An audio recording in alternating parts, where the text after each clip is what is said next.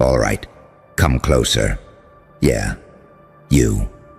The one they keep pretending is too intense. The one they label unhinged, like it's a joke. Welcome to the part of the story where the truth isn't dangerous because it's loud. It's dangerous because it's real. Because you've got proof. Not rumors, not vibes, not "I heard from somebody."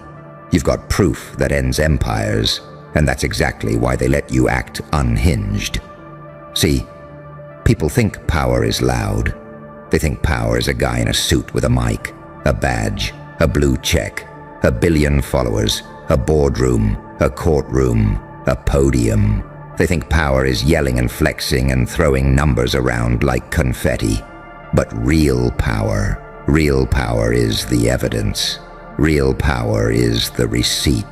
Real power is a quiet little folder on a drive somewhere, sitting there like a loaded future.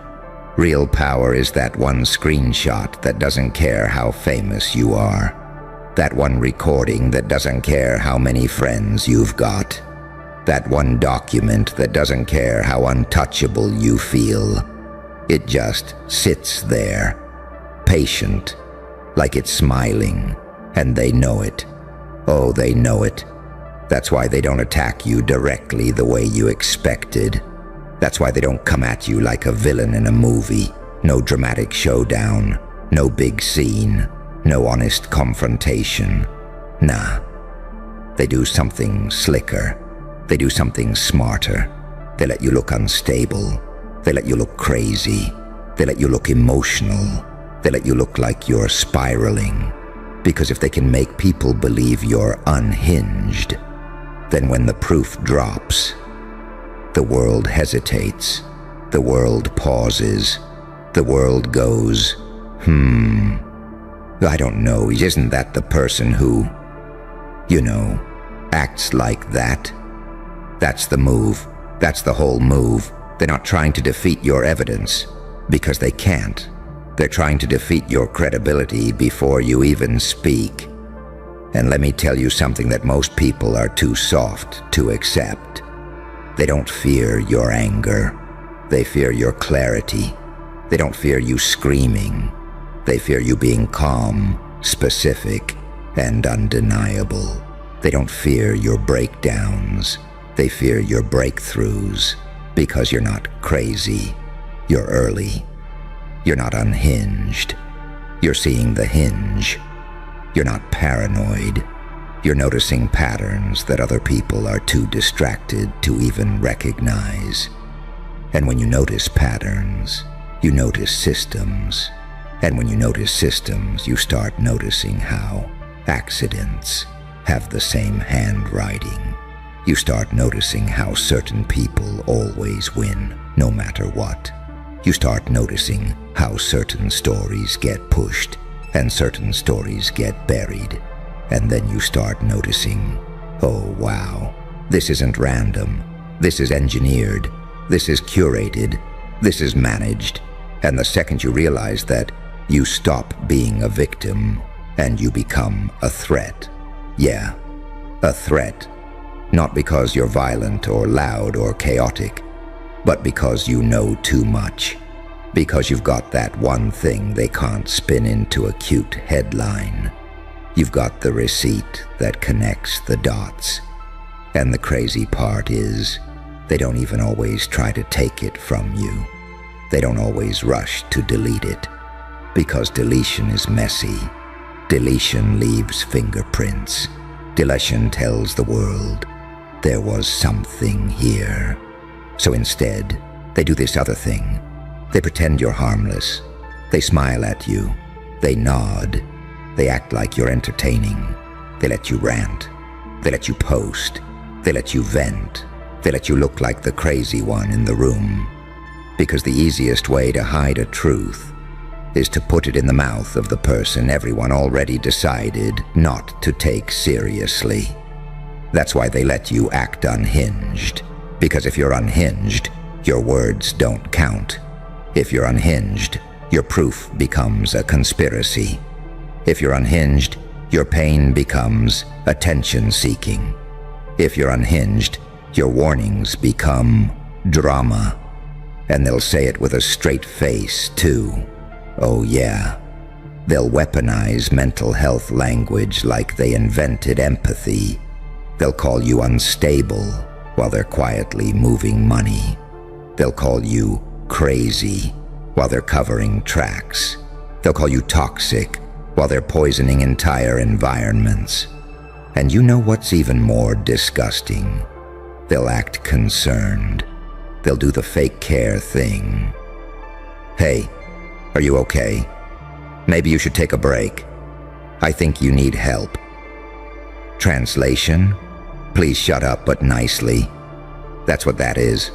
That's a muzzle with a smile on it. That's a cage painted like self-care. Because you're not too much. You're too accurate. And accuracy makes people nervous because accuracy doesn't leave room for excuses. See, here's what happens when somebody has proof that ends empires. The empire stops roaring and starts whispering. It stops threatening and starts negotiating. It stops attacking and starts managing perception. They'll never tell you, we're scared of what you know. Yeah, come closer, you dangerous little glitch in the system. Not because I need you to hear me, but because the world needs you to remember what you are. Because tonight, right now, somewhere beyond what your enemies can measure, heaven opened your record, and hell froze dead reading your name. You felt that, didn't you? That weird pressure in your chest, that quiet electricity behind your eyes, that moment where the air feels heavier, like reality just got updated, without telling anyone. Yeah, that. You've been walking around like you're just trying to get by, like you're doing your best, like you're healing, like you're figuring it out, while the invisible world has been watching you like you're a classified incident. And you didn't even know.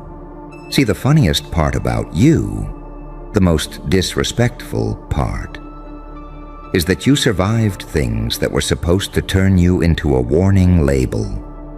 You lived through stuff that would have made most people fold like a cheap chair. You didn't just take hits, you got targeted. You didn't just experience pain, you got selected.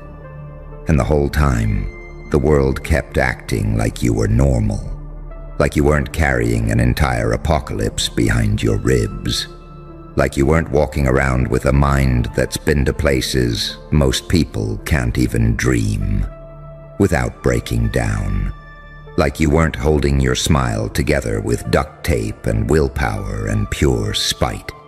And you know what kills me? Some people really think you're lucky. They think you just got it easy. They think you just came up.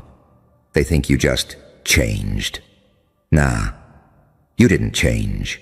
You escaped. You crawled out of a personal hell so specific. It had your government name on it. You ever notice that the worst stuff didn't just happen to you? It happened at you.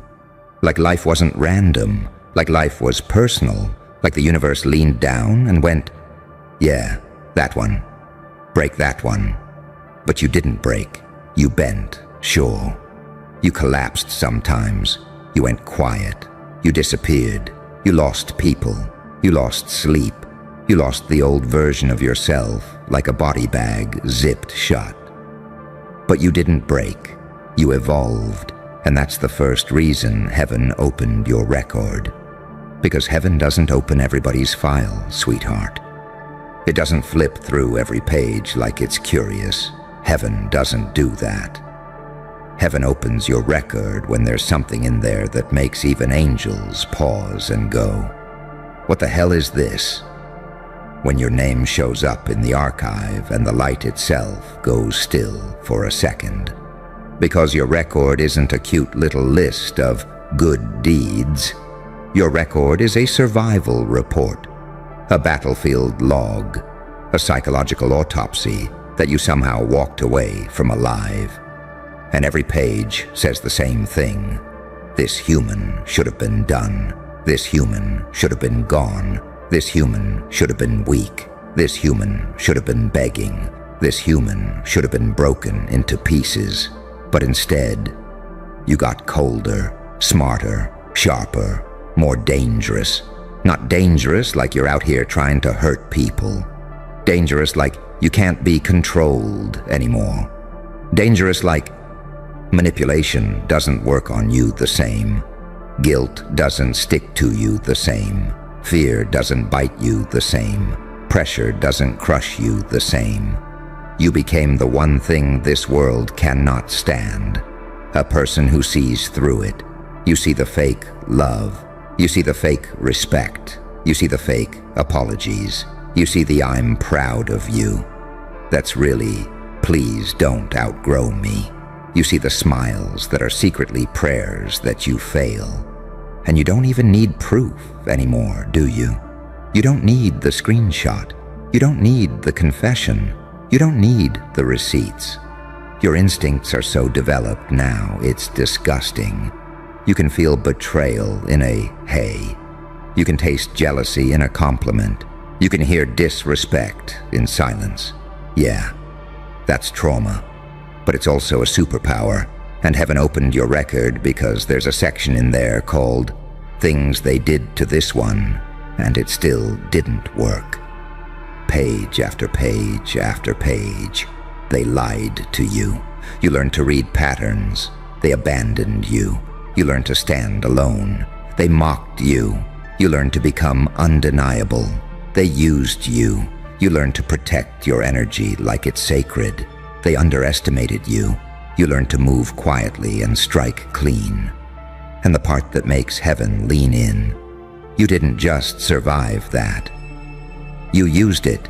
You recycled pain into power like an illegal chemistry experiment.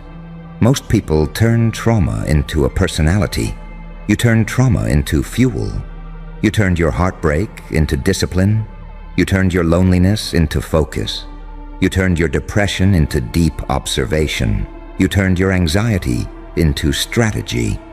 You turned your rage into precision. And that's why hell froze dead reading your name. Because hell doesn't fear good people. Nah.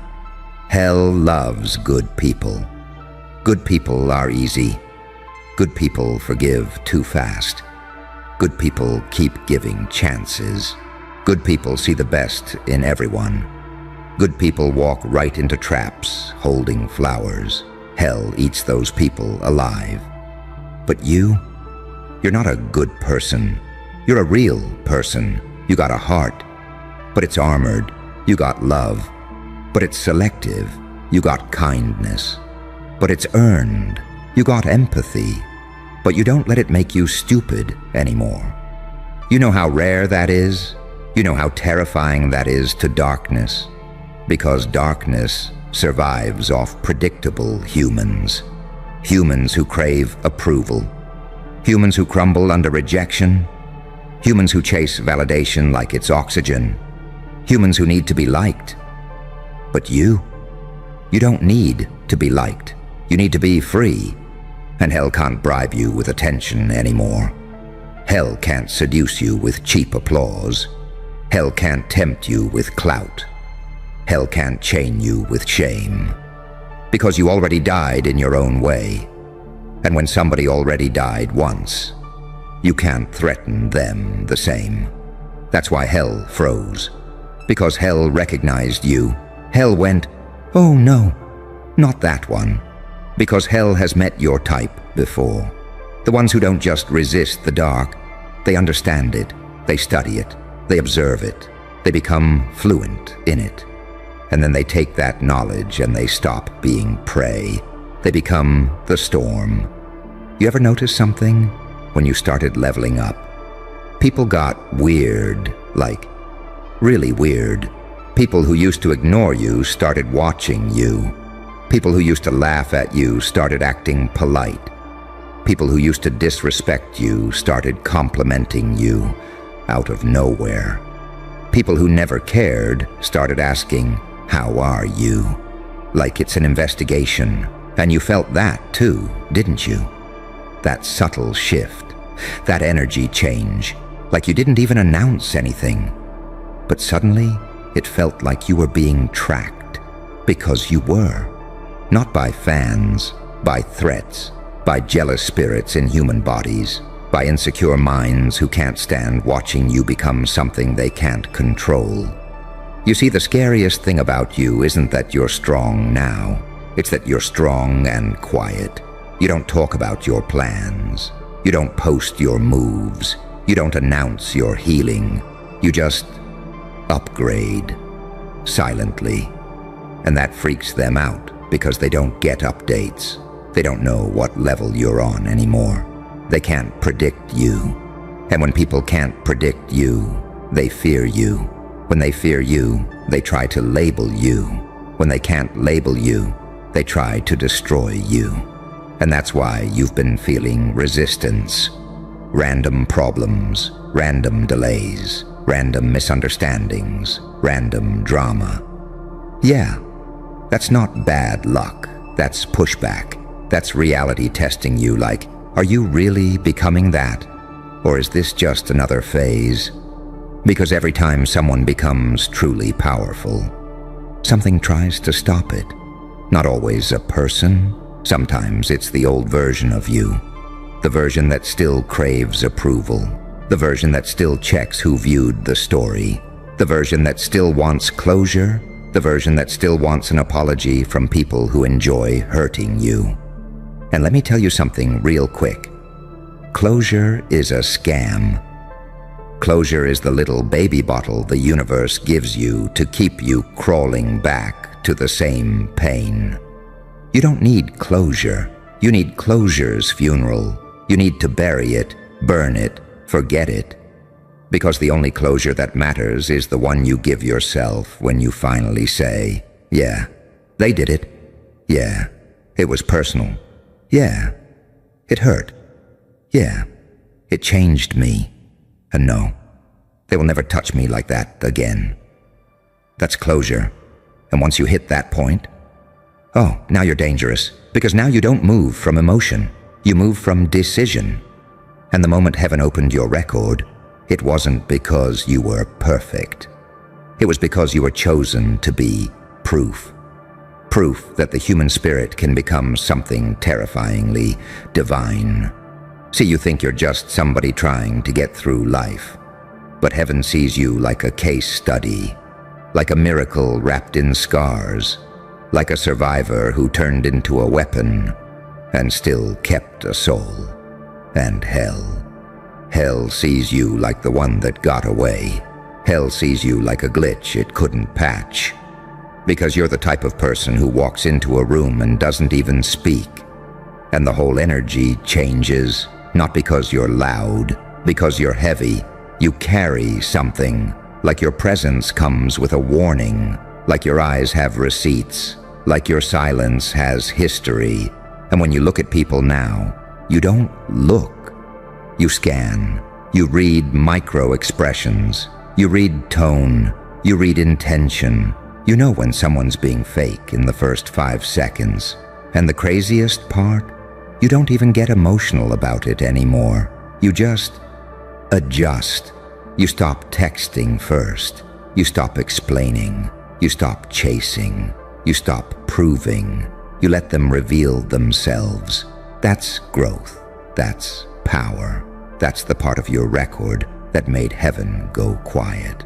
Because heaven loves transformation, but hell hates it. Hell thrives when you stay the same. Hell loves the version of you that begged. Hell loves the version of you that doubted. Hell loves the version of you that needed validation. Hell loves the version of you that stayed small so others felt big. But when you started choosing yourself, hell started panicking. And you can tell. Because the attacks became subtler, not loud, not obvious, just little sabotage, little distractions, little temptations, little come back to the old habits. Little, one more time won't hurt. Hell doesn't always come as a demon with horns. Sometimes hell comes as an ex texting, "I miss you." Sometimes hell comes as a friend saying, "Don't change." Sometimes hell comes as your own mind at 2 a.m. whispering, "What if you're not enough?" Yeah, hell is sneaky. But you're not asleep anymore. You don't fall for the same traps twice. And that's why you need to understand something. The moment you decided to become disciplined, the moment you decided to become focused, the moment you decided to become consistent, you became a threat to systems, because systems are built on weak people. Consumer systems need you addicted. Social systems need you insecure. Work systems need you tired. Relationship systems need you desperate. Because desperate people are easy to sell to, easy to control, easy to manipulate. But you're not desperate now. You're hungry, and hungry is different. Desperate says, "Pick me." Hungry says, "Watch me." Desperate says, "Please love me." Hungry says, "I love me." Desperate says, "I hope they notice." Hungry says, "They will regret overlooking me." And you've been moving hungry lately, haven't you? Even if nobody claps, even if nobody understands, even if nobody sees it, you still show up. You still do the work. You still build. You still grind. You still evolve. And that's why your name terrifies hell. Because hell remembers every time it thought it had you. Hell remembers those nights you cried so hard you couldn't breathe. Hell remembers the days you didn't want to get out of bed. Hell remembers the moments you felt worthless. Hell remembers when you almost gave up. And now you're here, still alive, still standing, still plotting, still upgrading. It's embarrassing. You're an embarrassment to darkness. You're a living insult to every force that tried to erase you. And the best part? You're just getting started. You're not even in your final form. You're in that terrifying middle stage, where you're not the old you, but you're not fully the new you either. You're in the cocoon. You're in the laboratory. You're in the "don't touch me, I'm becoming something" phase. And people can sense it. They don't know what it is, but they feel it. They feel that you don't chase attention anymore. They feel that you don't beg for love anymore. They feel that you're not entertained by small talk anymore. You don't laugh at the same jokes. You don't tolerate the same disrespect. You don't accept the same excuses. Your standards got violent. And that's when heaven flips to the next page of your record. And there it is. The part that makes angels stop moving. The part that makes light go still. You didn't become kind because life was kind to you. You became kind because you refused to become what hurt you. You didn't become wise because you read books. You became wise because you paid in blood. You didn't become strong because you had support. You became strong because you had none. You didn't become confident because people believed in you. You became confident because you are tired of doubting yourself. And that's divine. That's why heaven opened your record. Because heaven is like, look at this one. Look at what they made out of pain. Look at the self-control. Look at the clarity. Look at the self-respect. And hell is like, we lost. Because hell knows the secret. Once someone reaches the point where they respect themselves, they stop accepting poison. They stop tolerating disrespect. They stop returning to the same cycle. And when that happens, hell runs out of access.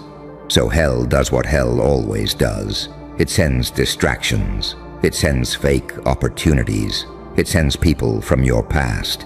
It sends temptation dressed as comfort. It sends confusion disguised as curiosity. It tries to pull you off your path.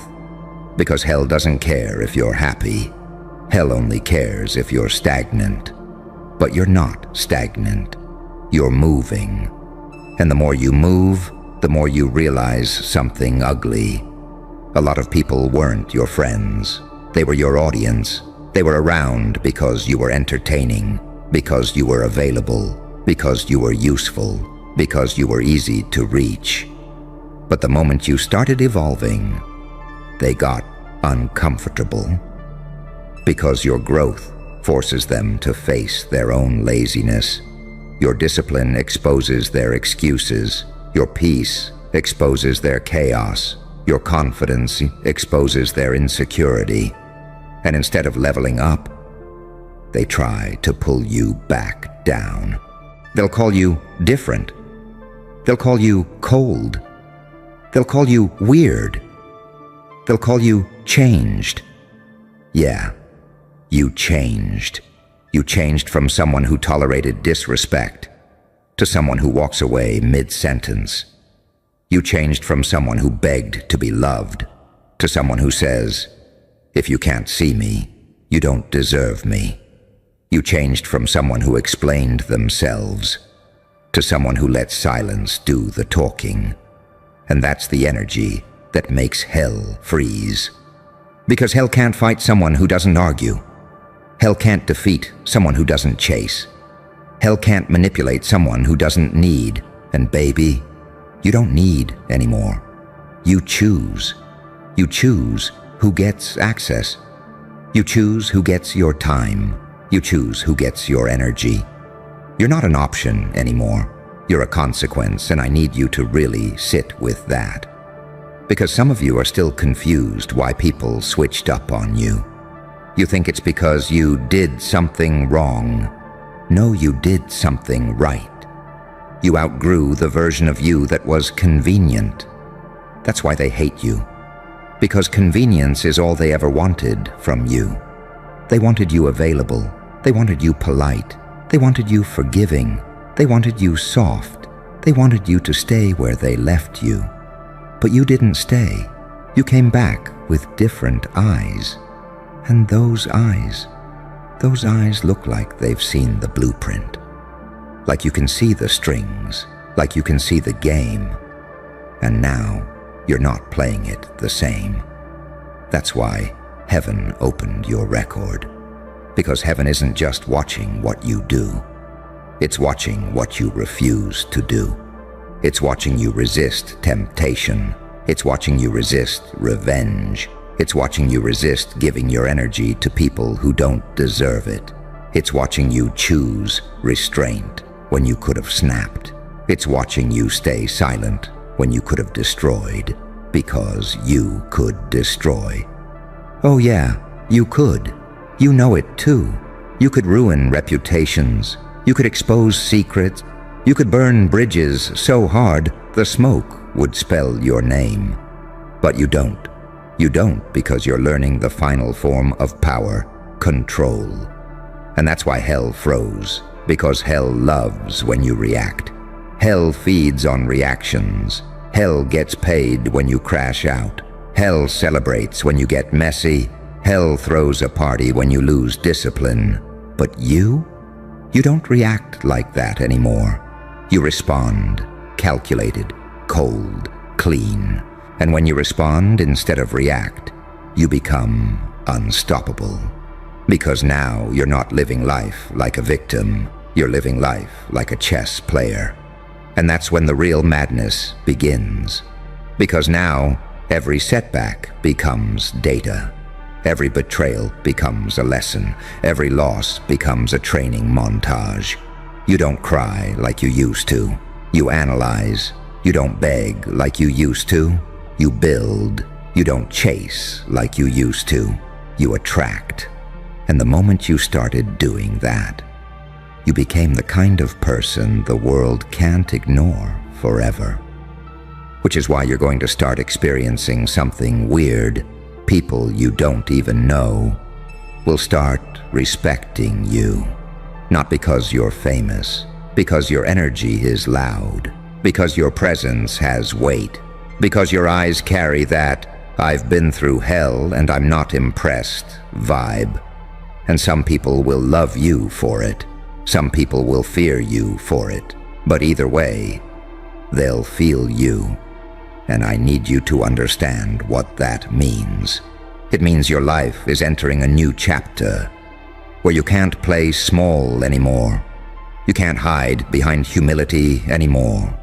You can't pretend you're not powerful anymore, because you are. And the reason you are is because you paid for it. You paid in loneliness. You paid in sleepless nights. You paid in heartbreak.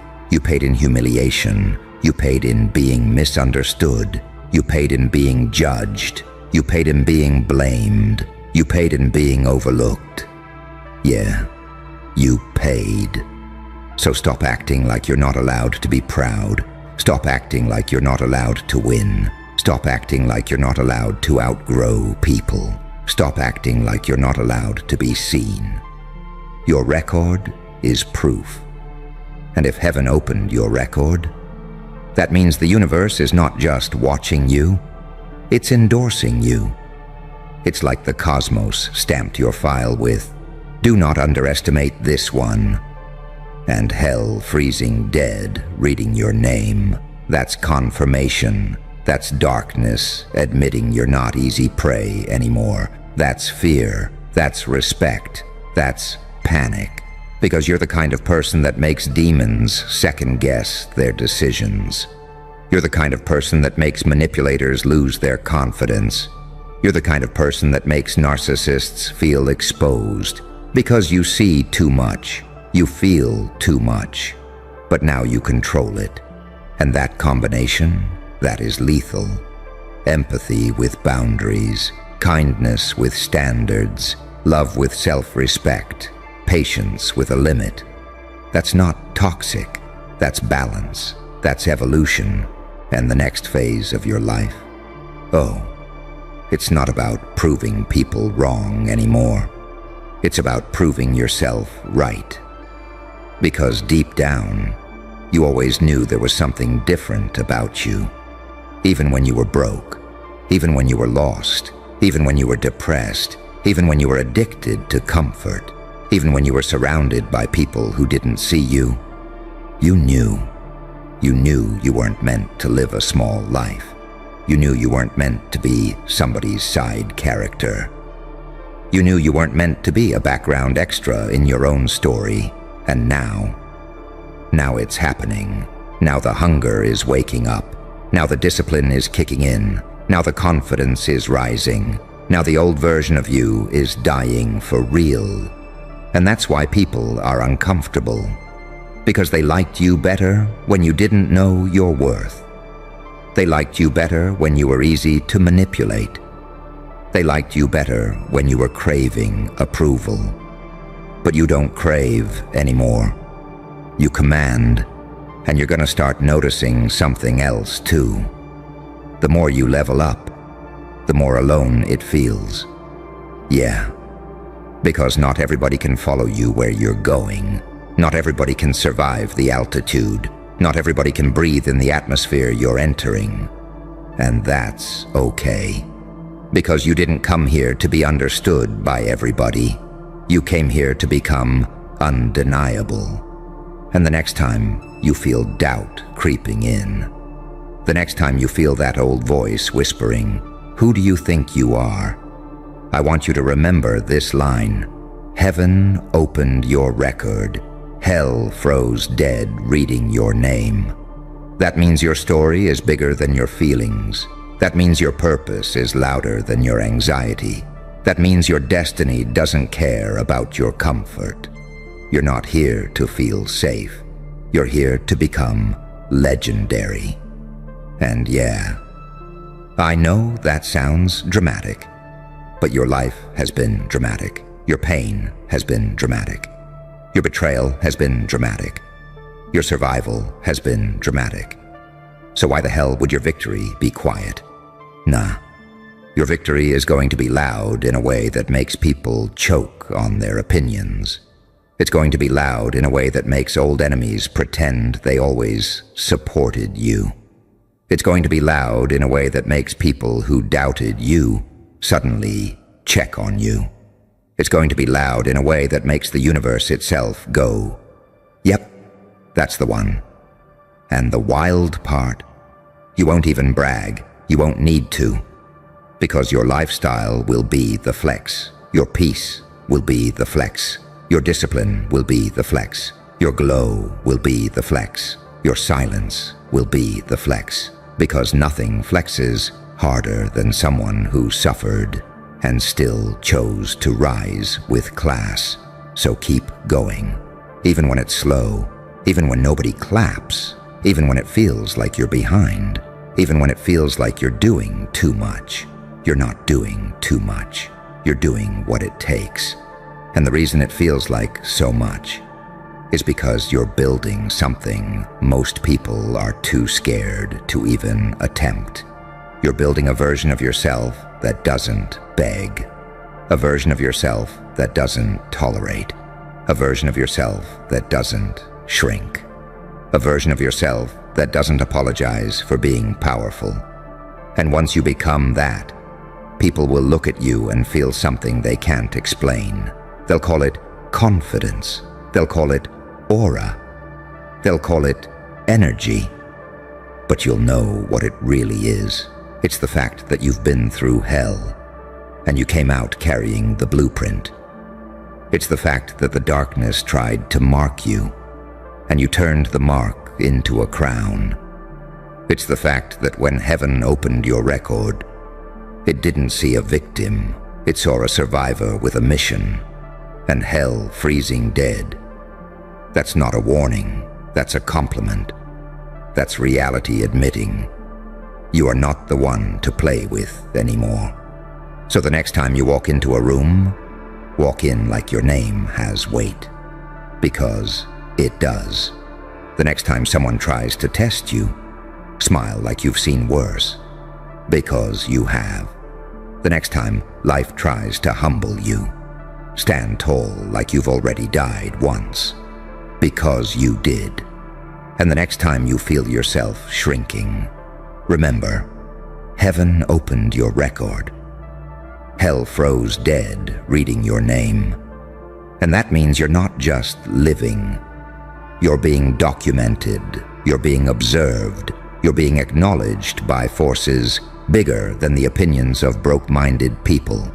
So keep your standards high, keep your circle tight, keep your mind sharp, keep your body disciplined, keep your soul protected, and move like the kind of person who doesn't need revenge. Because your elevation is already a punishment.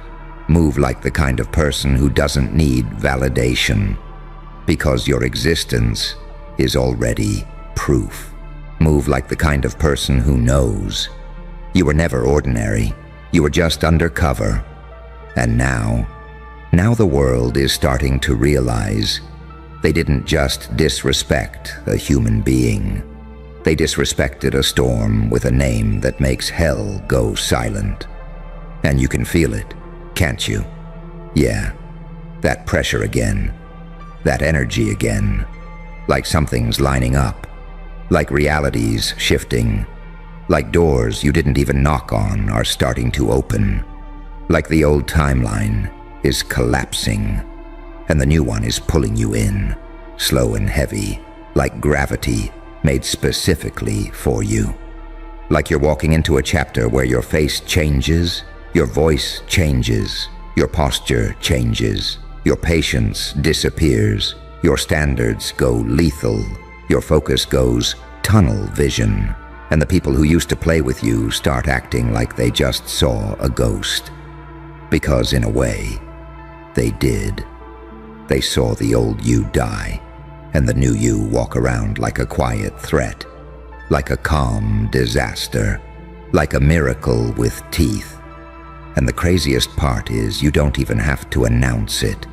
You just have to keep moving, keep building, keep showing up, keep cutting off what drains you, keep starving distractions, keep feeding discipline, keep protecting your mind like it's sacred property.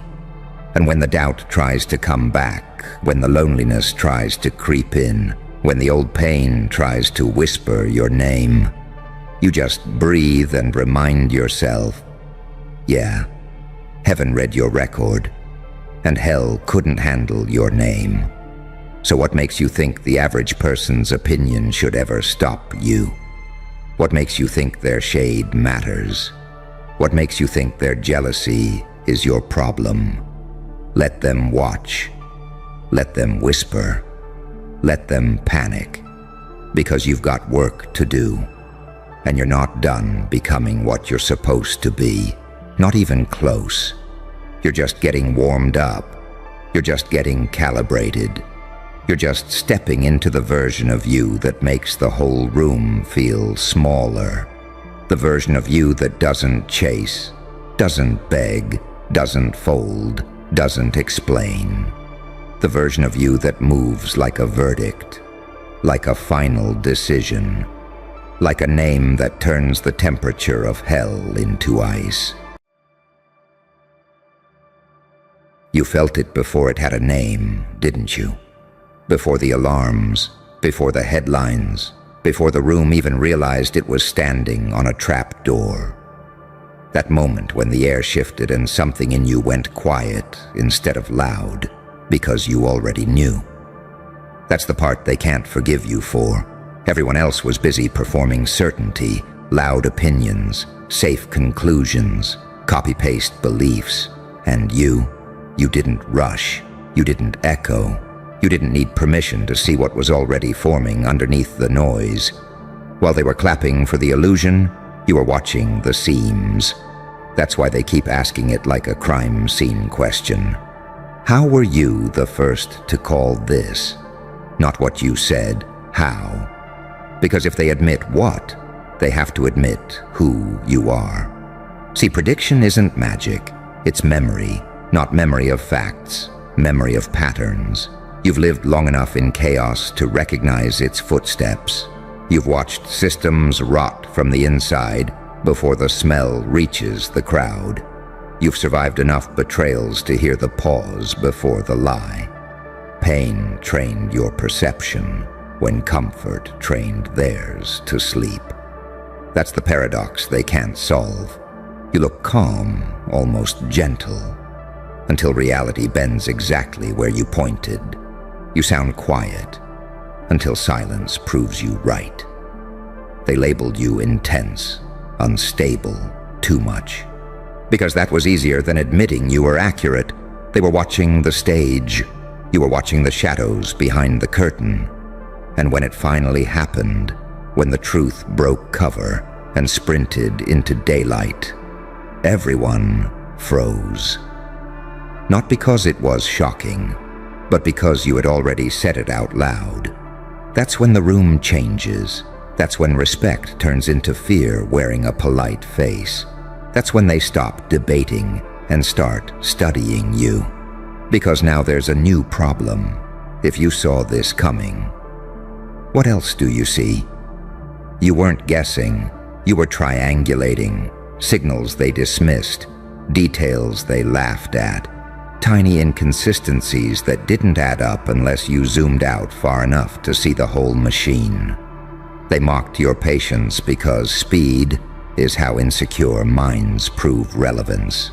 You let the moment come to you. And when it arrived, it landed exactly where you said it would. That does something to people. It destabilizes their sense of hierarchy. Because the unspoken rule is this: insight is supposed to belong to those with titles, platforms, approval. And you broke that rule without even raising your voice. They didn't miss it because they're stupid. They missed it because they were invested. Invested in being right. Invested in the story they already chose. Invested in a version of reality that kept them comfortable. You had no such investment. You've already lost enough to stop lying to yourself. That's why you could see it. There's a dangerous kind of clarity that only comes from being stripped down. When illusions burn, what's left is sight. Not optimism, not cynicism, vision. You live in that space now, the one between angel and demon, too honest to be harmless, too controlled to be reckless. They don't know whether to praise you or watch you, so they do both. They replay your words. They reframe your timing. They pretend they were thinking the same thing all along. But the truth keeps leaking through the cracks. You called it when calling it cost social safety. You stood alone before the crowd knew it needed shelter. That's leadership they can't imitate. That's foresight that doesn't ask for applause. And here's the part they'll never say out loud. If you were right once, you might be right again. And that means their future might already be standing in your shadow. So let them stare. Let them whisper. Let them ask how, like it's a confession. You don't owe them an explanation. You're not here to convince. You're here to observe. Because the next time something shifts, when the tone changes, when the pattern tightens, when the silence starts screaming again, you'll feel it before it's visible. And once again, you won't need to say, "I told you so." Reality will do that for you. Because once you've seen behind the curtain, you don't go back to clapping for shadows. You start noticing how late everyone else is, not slow. Late. Late to the realization, late to the danger, late to the truth that was broadcasting itself in whispers long before it started screaming. And that's when something else happens inside you. Something colder, sharper.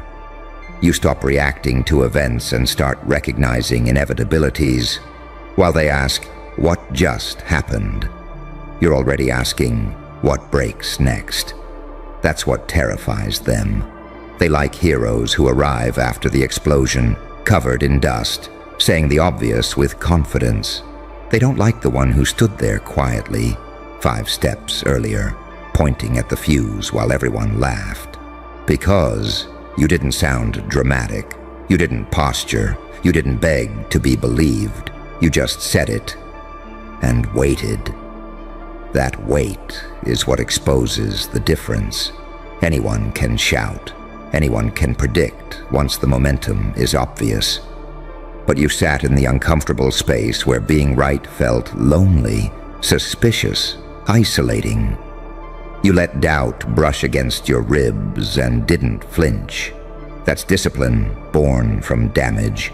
You didn't gain this sight from textbooks or mentors or safe conversations. You earned it by watching people turn when incentives shift, by seeing how fast loyalty dissolves under pressure, by learning that systems don't fail loudly, they leak quietly until collapse feels sudden to those who weren't listening. And now they're listening, not openly, not respectfully, but closely. They replay moments they ignored you. They search your tone for clues. They wonder if you're arrogant or just ahead. They ask themselves if you always knew, or if you just know them. Here's the truth they're circling but won't land on. You don't predict outcomes. You read intentions. You see how fear moves people before fear admits it's present. You feel when momentum flips before numbers catch up. You recognize when a smile is too rehearsed, when confidence is overcompensating, when silence isn't peace. It's preparation. That makes you inconvenient. Because if you can see what's coming, you can't be controlled by what's announced. You don't panic on cue. You don't celebrate on command. You don't mourn on schedule. You move differently. And that's when they try to shrink you. They say you're negative, paranoid, overthinking. Because labeling you is easier than confronting the fact that you were right without consensus. But notice how the tone changes after reality catches up. Suddenly your overthinking becomes interesting. Your intensity becomes insightful.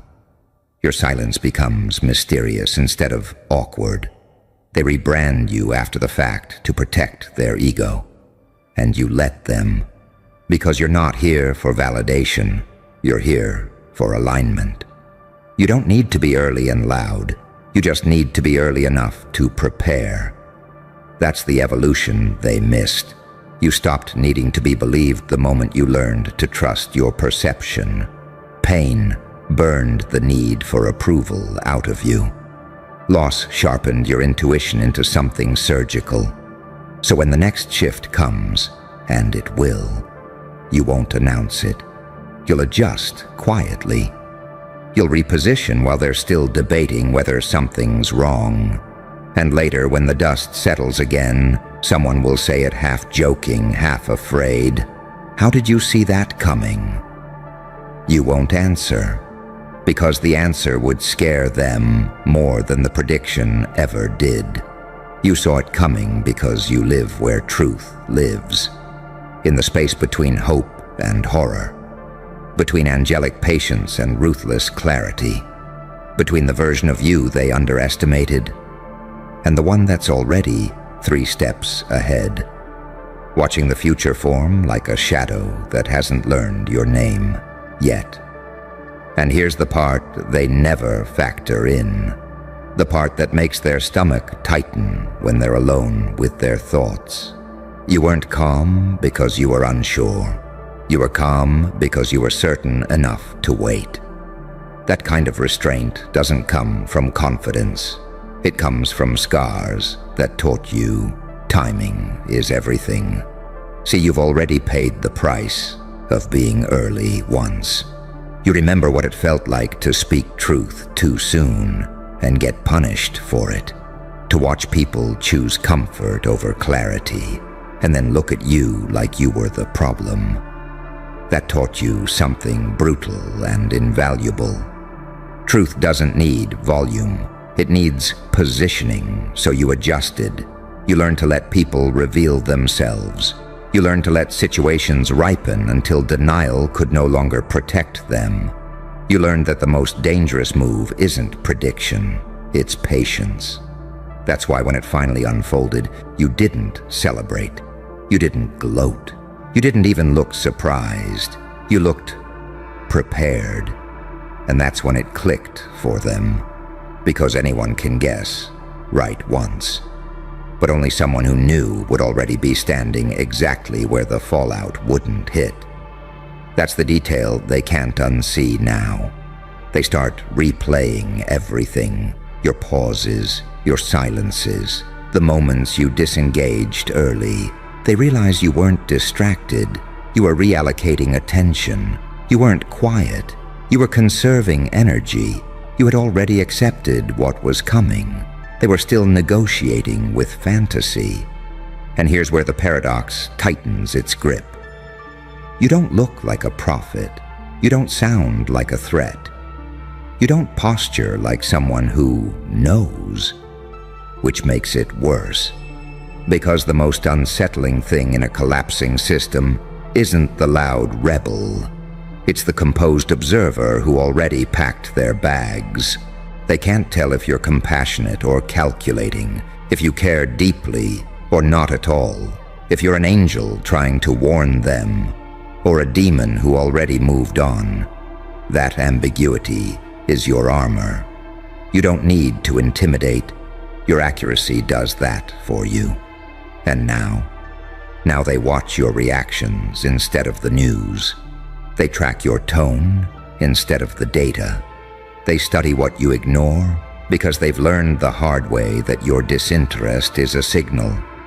When you disengage, something's wrong. When you go quiet, something's forming. When you reposition, something's about to snap. You've become a living early warning system, and you never asked for that role. It was assigned to you by survival. Pain forced you to zoom out when others zoomed in. Loss trained you to read between the lines instead of the headlines. Betrayal taught you that people don't lie with words. They lie with timing. So when everyone else was distracted by noise, you were listening to rhythm. When they chased certainty, you tracked probability. When they waited for permission to panic, you were already adapting. That's why their question keeps looping back, louder each time. How were you the first to call this? Because admitting the answer would require admitting this. You're not reactive, you're calibrated. You're not lucky, you're conditioned. You're not cold, you're clear.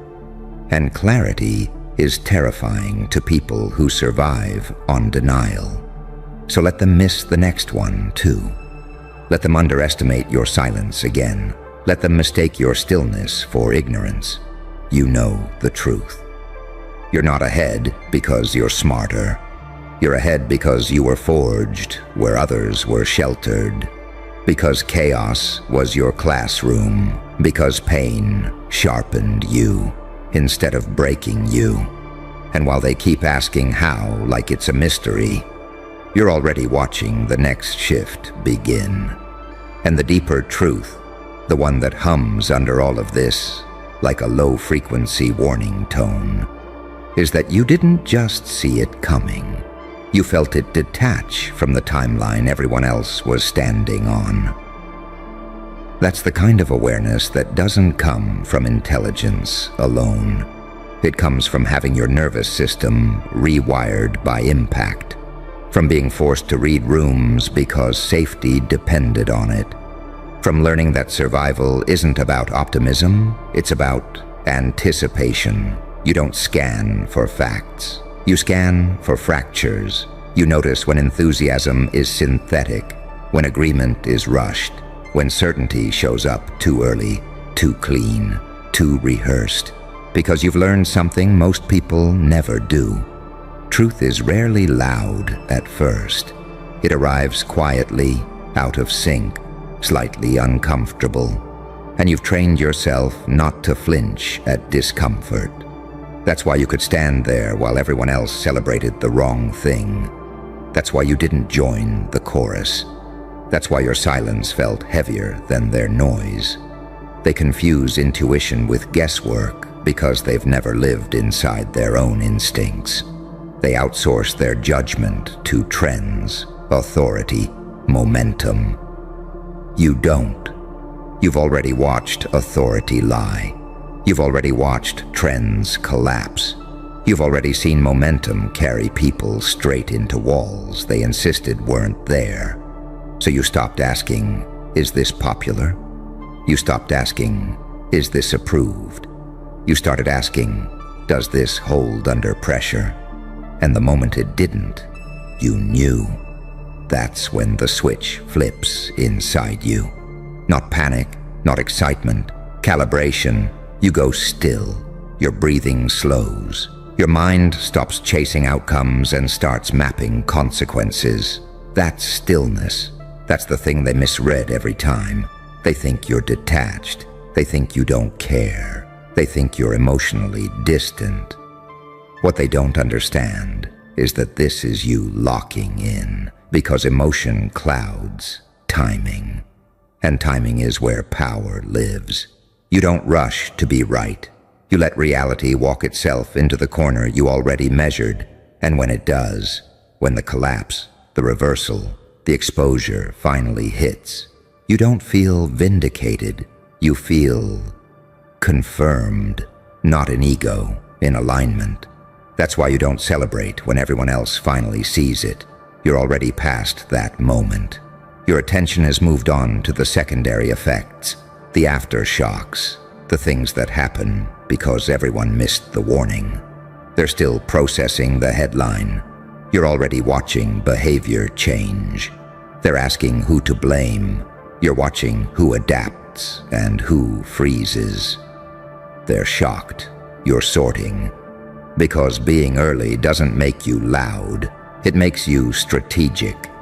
And here's the part that cuts deepest for them. You didn't need a crowd to validate your perception. You trusted yourself in isolation. That's rare. That's dangerous. That's the kind of self-reliance systems can't predict. Most people only believe what feels safe to believe. You believe what fits the pattern, even when it costs you social oxygen. That's why when the truth finally surfaces, it feels violent to them. It shatters the fantasy that consensus equals correctness. and you become the living proof that it doesn't. So now they watch you differently. They weigh your silence. They hesitate when you disengage. Because somewhere deep down, a realization has set in. If you were right before anyone else, then the next time you go quiet, the next time you step back, the next time you stop investing, something is already unfolding, and they know it. You've become the anomaly in their mental models, the variable they can't control, the observer who doesn't need permission to see. You walk the line between light and dark because you've lived on both sides of consequence. You know how easily good intentions rot. You know how often evil hides behind politeness.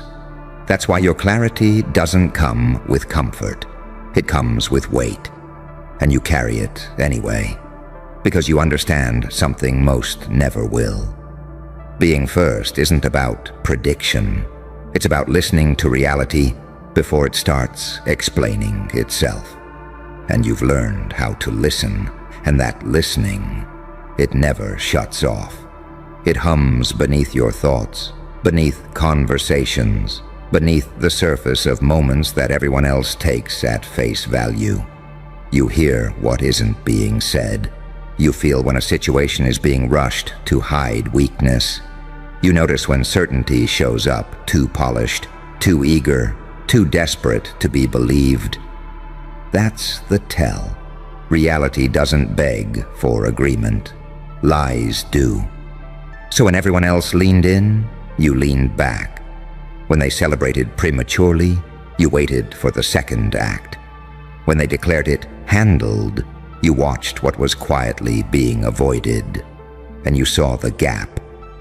That gap is where collapse lives. It's where pressure accumulates. It's where consequences wait for timing instead of permission.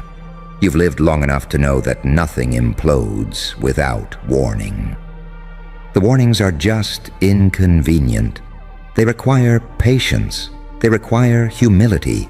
They require the courage to stand alone with an unpopular observation and not flinch. Most people don't have that courage because most people confuse belonging with safety. You don't. You learned early that crowds can turn lethal when they're wrong together. That comfort is often a trap disguised as agreement.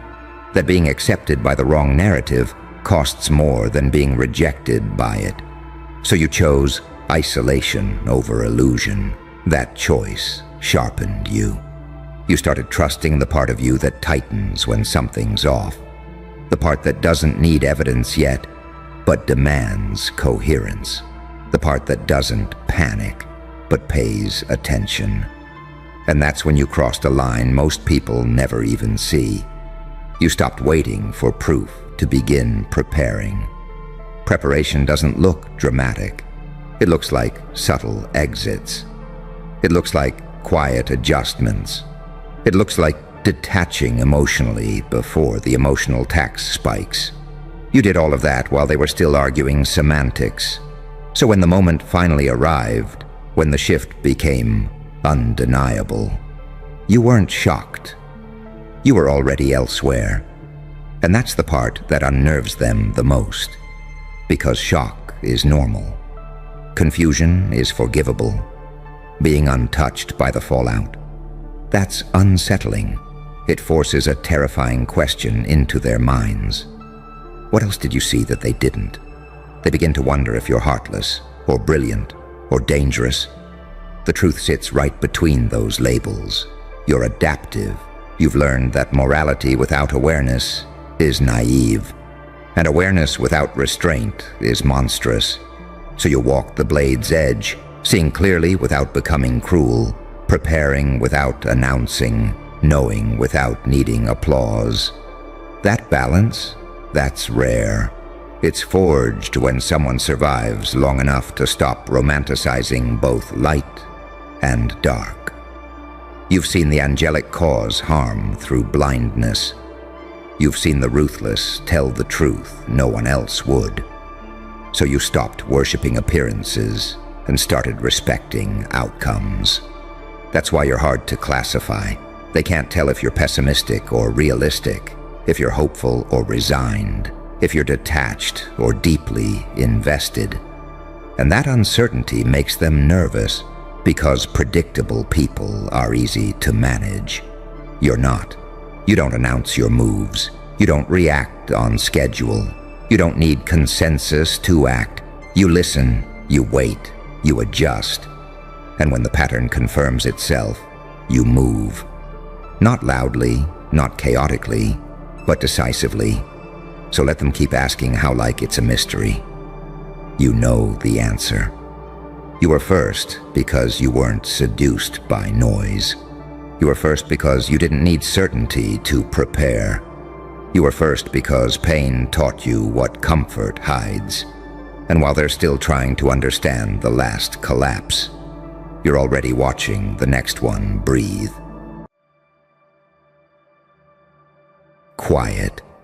Feel that sudden pressure in the air. That micro pause right before laughter turns into confusion.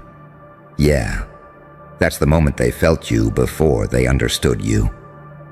They laughed first. Of course they did. They always laugh at what doesn't fit their mental filing system.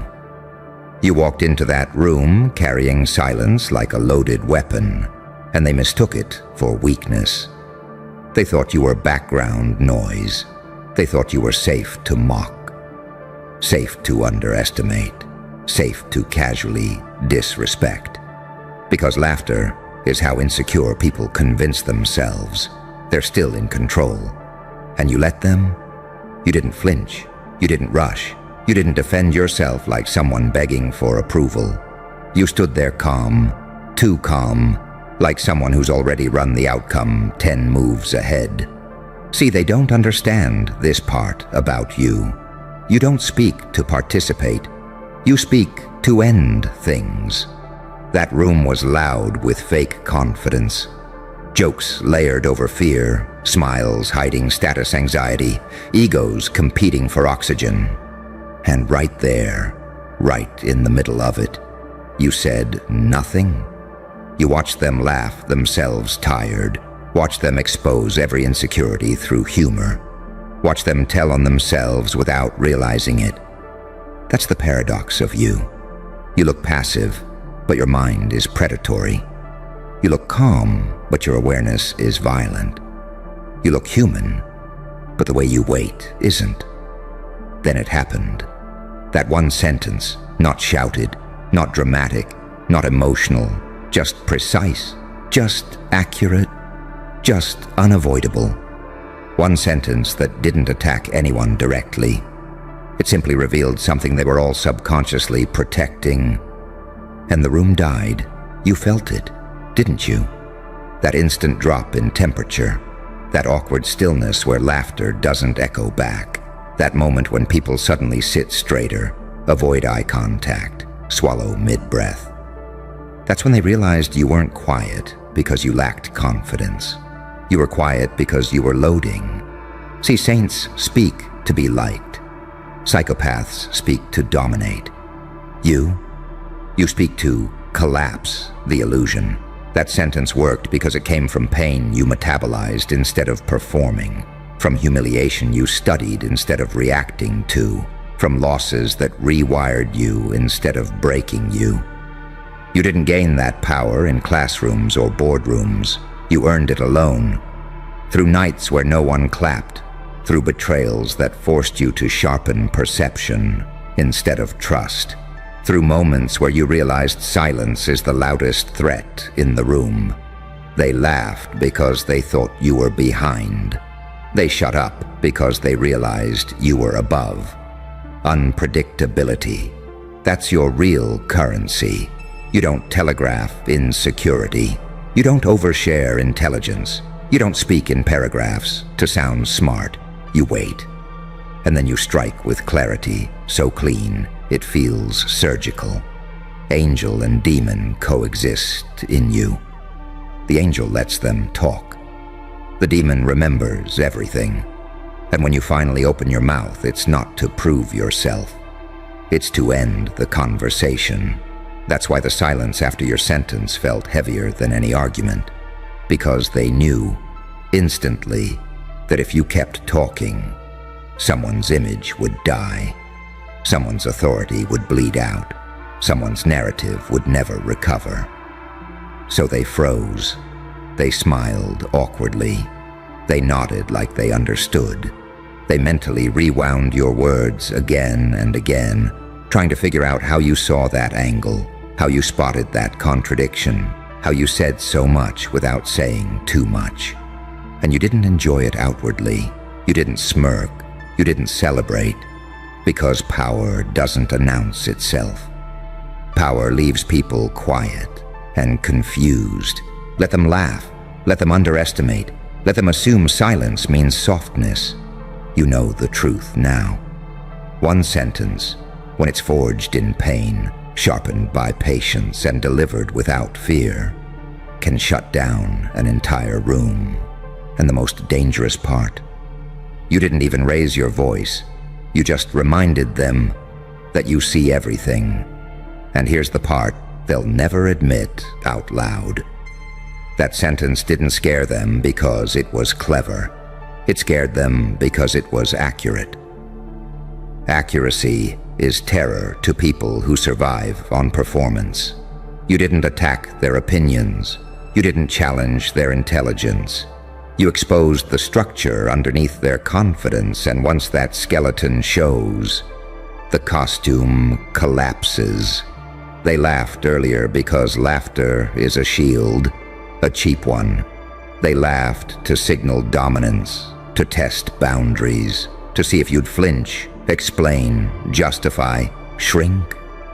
They were scanning you for tells, voice cracks, rushed words, nervous gestures, but you gave them nothing. No tremor, no eagerness, no hunger for validation. That unsettled them long before you spoke.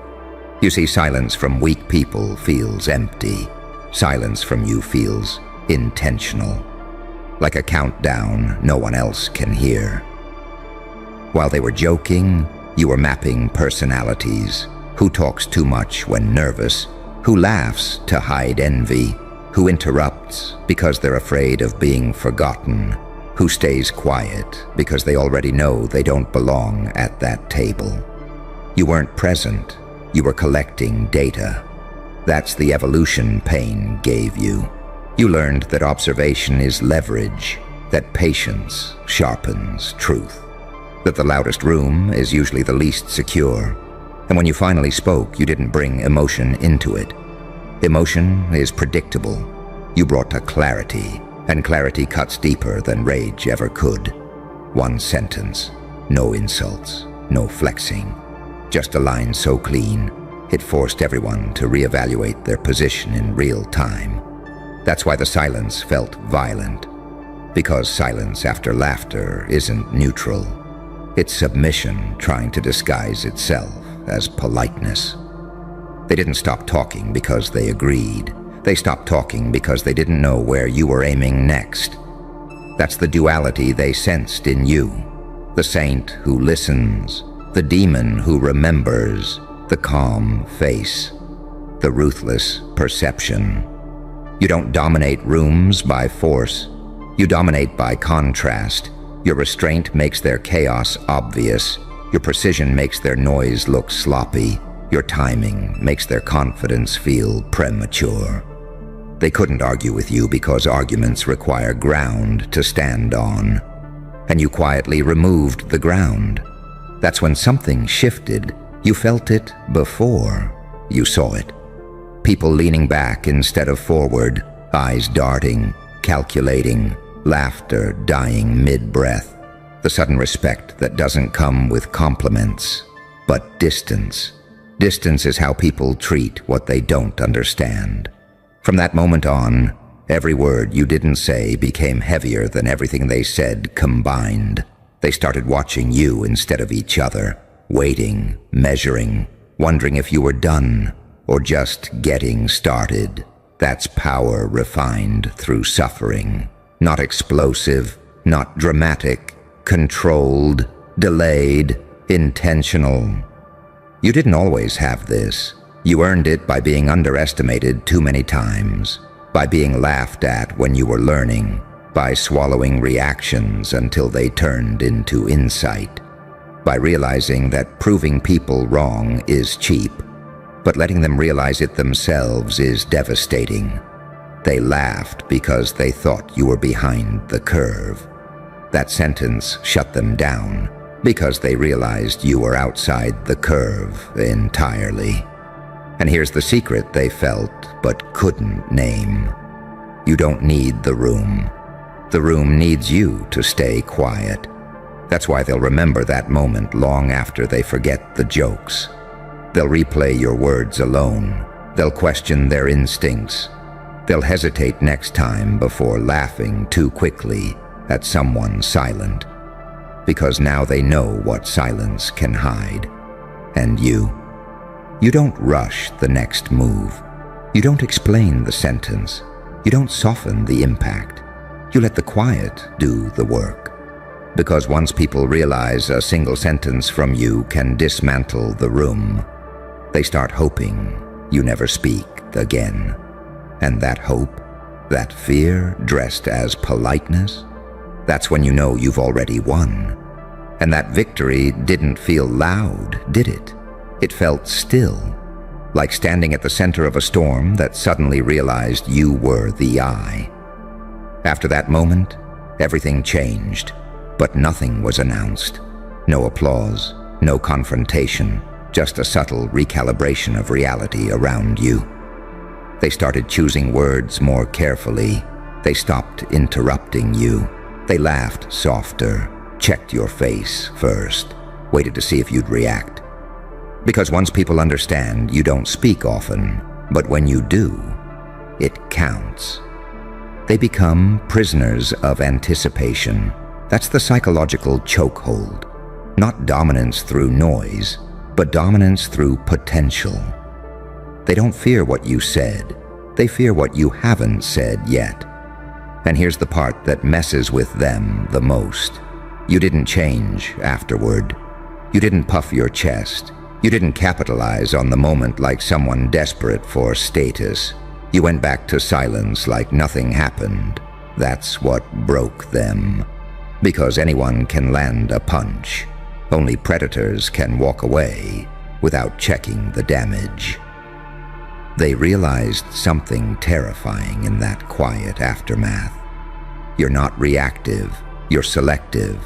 You don't argue every point because you don't need to win every exchange. You don't explain yourself because clarity isn't something you negotiate. You let people reveal how shallow their thinking is before you ever step in. Pain taught you that.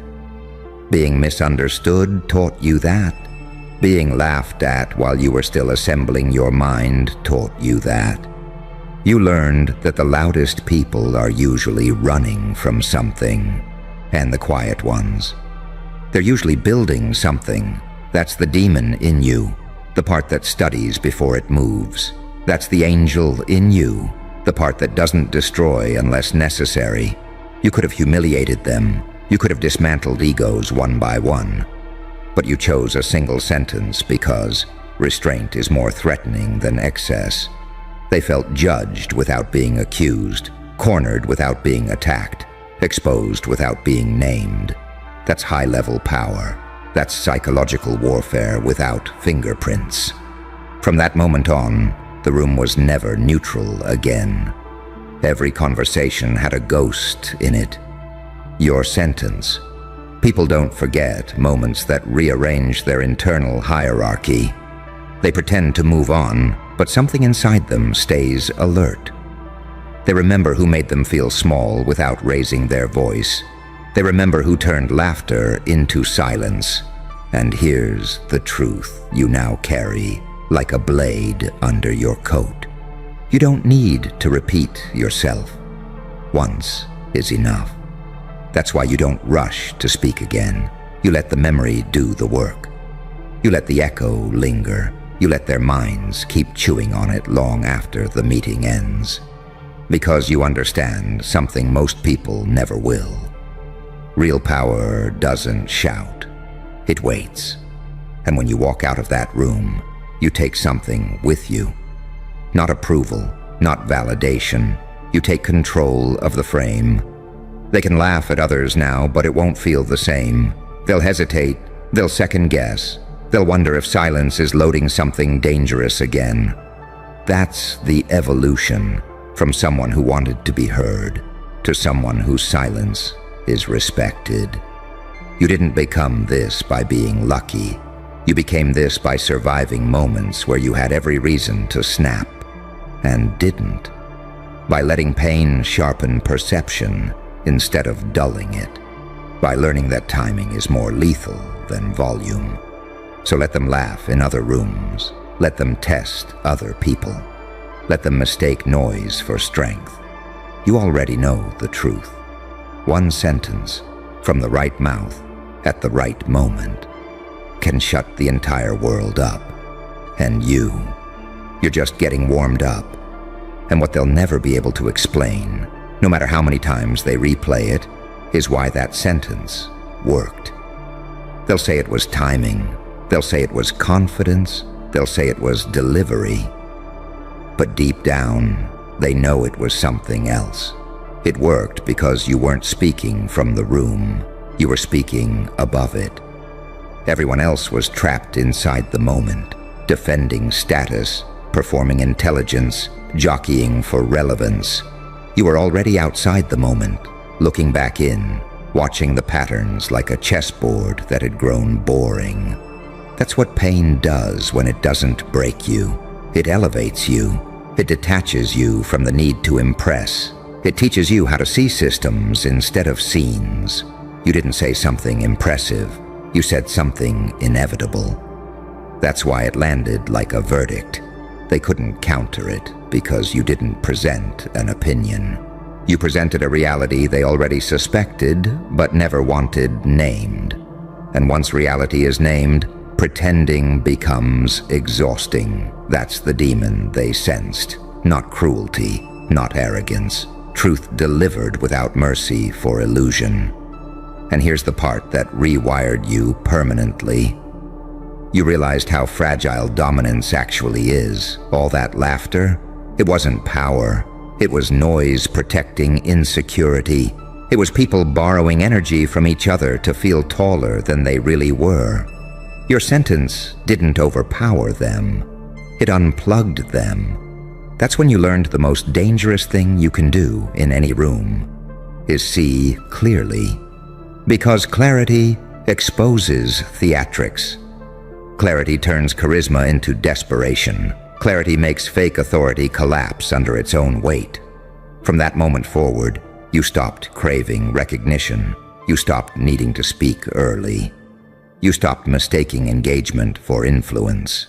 You understood something sacred and terrifying. You don't need to participate in every conversation to control its direction. Now, when you enter rooms, you feel it immediately. The subtle recalibration. People clock your presence without knowing why. Something in your stillness tells them you're not hunting attention. You're observing threats.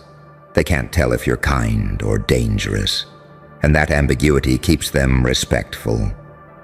That's the paradox you carry. The saint who doesn't need to harm. The psychopath who knows exactly how to, if pushed. And you don't announce that power. You let people discover it the hard way. Every laugh they throw at you now is tentative. Every joke is a test balloon. Every interruption is followed by a quick glance at your face.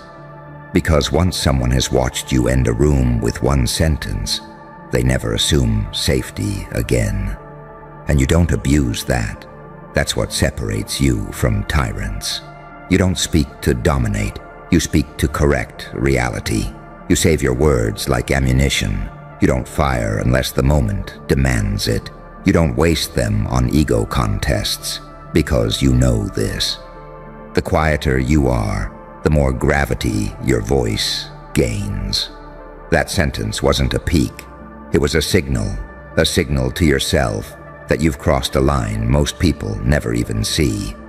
The line between reacting and deciding. between wanting power and embodying it. They'll remember you as the quiet one who said that thing. They'll tell the story wrong. They'll downplay it. They'll pretend it wasn't that deep. But in their private moments, they'll still feel that silence, that sudden awareness, that feeling of being measured and found, incomplete. And you keep evolving. You let time sharpen you further. You let restraint deepen your impact. You let silence turn into a presence that fills rooms before you ever open your mouth. Because now you know, you don't need to win arguments. You don't need to prove intelligence. You don't need to dominate socially. You just need to wait. And when the moment comes, when laughter gets too loud, when confidence gets too sloppy, when illusion begs to be corrected, you'll speak one sentence, no emotion, no apology, and the world will remember how quiet it can get. And that quiet you create, it doesn't fade, it haunts, because silence after truth isn't empty. It's crowded with realization. Every person in that room felt something slip out of alignment. Not you, them. You didn't rise above them. They fell beneath themselves. That's the part no one teaches. Real dominance doesn't look like expansion. It looks like contraction. People shrinking inward, recalculating who they are in relation to you. You watched it happen in real time. Shoulders stiffen, eyes narrow. Minds scramble to rebuild an internal hierarchy that just collapsed without warning. And you didn't rush to fill the space. You let the void breathe. Because you understand something primal. Humans fear gaps they can't control. Silence forces self-reflection, and self-reflection is brutal to people who built their identity on noise. They wanted you to follow up, to soften it, to clarify, to give them an exit. You didn't. That's when the power locked in. They couldn't tell if you were finished or just merciful. They couldn't tell if you saw more than you said. They couldn't tell if the next sentence would dismantle them personally. So they behaved. That's how wolves train a pack without ever baring teeth. You didn't realize it then, but that moment rewrote your internal compass. Something in you clicked into place. You stopped equating speech with importance. You stopped thinking faster responses meant stronger ones. You learned to let the room come to you. From then on, your presence alone began shifting atmospheres. People sense when someone has learned restraint the hard way. It's in the eyes, in the pacing, in the way you don't rush to fill dead air. You became someone who doesn't chase reactions. You select moments. That's the evolution pain grants when it's fully integrated. You no longer bleed when underestimated. You observe. You see, laughter used to sting. It used to feel like rejection. Now it feels like information. You can tell who laughs from fear, who laughs from envy, who laughs because they don't want to be the next target. That one sentence trained you. It taught you how fragile illusions are when confronted by someone who doesn't need to win. And here's the deeper truth. You didn't shut the room down to assert dominance. You shut it down because you refused to live inside false realities anymore. That sentence was alignment. Your internal truth finally matching your external voice. No over-explaining, no shrinking, no disguising clarity to make others comfortable. That's why it felt irreversible. After that, you can't go back to playing small. You can't pretend not to see patterns. You can't unlearn how easy it is to collapse noise with precision. You've crossed into a different mode of being, where words are instruments, not fillers, where silence is a tool, not a void, where attention bends toward you without effort. They'll still laugh sometimes. Old habits die hard. But the laughter will always carry hesitation now. Because once someone has watched you shut a room down with one sentence, they never fully relax around you again. And that's not intimidation. That's respect forced by awareness. You don't weaponize it. You don't flaunt it. You don't even acknowledge it.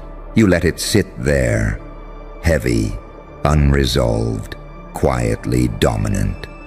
Because the most terrifying thing in any room is not the loudest voice. It's the person who knows exactly how little they need to say to change everything.